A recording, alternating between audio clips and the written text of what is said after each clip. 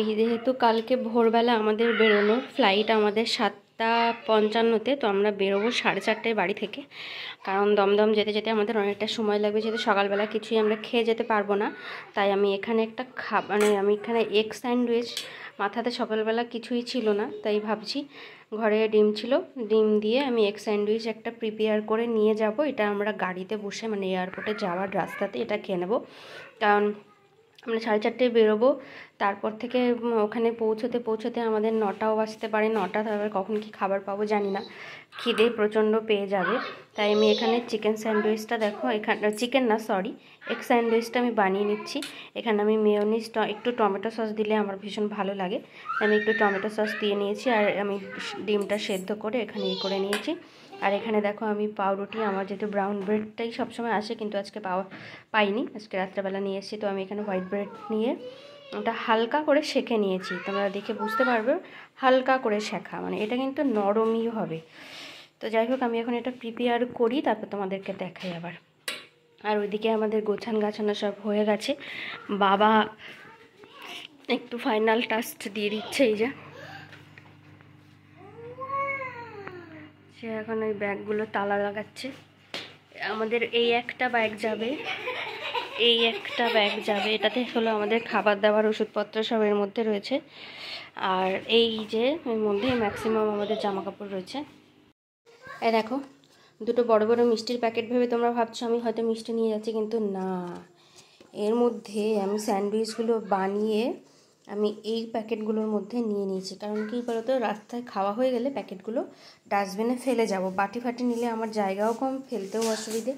তাই আমি বিশেষ করে আমি মিষ্টির প্যাকেটগুলো খুব সাধারণত ফেলি না, তো এটাতে নিয়ে নিলাম, ওটাতে আমার সুবিধেই হবে।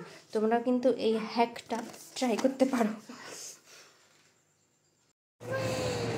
তো আমরা এয়ারপোর্টে চলে এসেছি অনেক আগে, মানে যে টাইম ছিল তার প্রায় 1 ঘন্টা আগে চলে এসেছি। তো চেকিং করে ঢুকে পড়লাম, ঢুকে বসে আছি। তো গাড়িতে মানে ফাঁকা রাস্তা ছিল, ভোরবেলা খুব তাড়াতাড়ি চলে এসেছি, সেই জন্য গাড়িতে বসে আর খিদে পাইনি, সেই জন্য স্যান্ডউইচটা গাড়িতে বসে খাওয়া হয়নি, সেটা আমরা এখানে এসে বসেই খেয়েছি। তারপরে খাওয়া দাওয়ার পরেও অনেকটা সময় কি করব, তাই বসে বসে ভিডিও করছি। আর আমার মেয়ের আওয়াজটা শুনতেই পাচ্ছ, সে জীবনে প্রথমবার দেখে খুব খুশি, এবং আমিও দেখছি বসে বসে। তো এখানে আমাদের হয়ে গেছে, প্লেনে ওঠা হয়ে গেছে। এবার দেখো রানওয়ে থেকে দৌড়াচ্ছে প্লেনটা, সেটাই আমি জানলা থেকে ভিডিও করছি। আর যেটা হয়েছে, মেয়ে বসেছিল জানলার পাশে, দেখো এয়ারপোর্টটা কত সুন্দর লাগছে। সবসময় বাইরে থেকে এইভাবে কখনো দেখেছি কি না জানি না, খেয়াল করিনি হয়তো কখনো, কিন্তু কি ভালো লাগছে দেখতে। আর আমার মেয়ে জানলার পাশ থেকে বসে সে দেখে সব কিছু মুগ্ধ হয়ে যাচ্ছে, ও কি সুন্দর সুন্দর আওয়াজ বার করছে। আর কিছুতেই আমাকে জানলার সাইডে বসতে দেবে না, আমাকে কিছু দেখতেও দেবে না, ওই দেখবে। আর যেহেতু আমার ভিডিওটা করতে খুব অসুবিধাই হচ্ছিল, যেহেতু ও জানলার সাইডে বসেছিল, যাই হোক খুব ভালোই লাগছে। এটা খুবই আস্তে আস্তে চলছিল, অনেকটা ধরে এটা দৌড়াচ্ছিল, এবং এটা কিন্তু দেখতে বেশ ভালোই লাগছিল। কত প্লেন দূর থেকে কিরকম ছোটো ছোটো লাগছে প্লেনগুলো দেখতে, দেখো। তো আমার ভিডিও যদি তোমার ভালো লেগে থাকে অবশ্যই লাইক করবে, কমেন্ট করবে, শেয়ার করবে, আর সাবস্ক্রাইব করতে কিন্তু একদম ভুলবে না।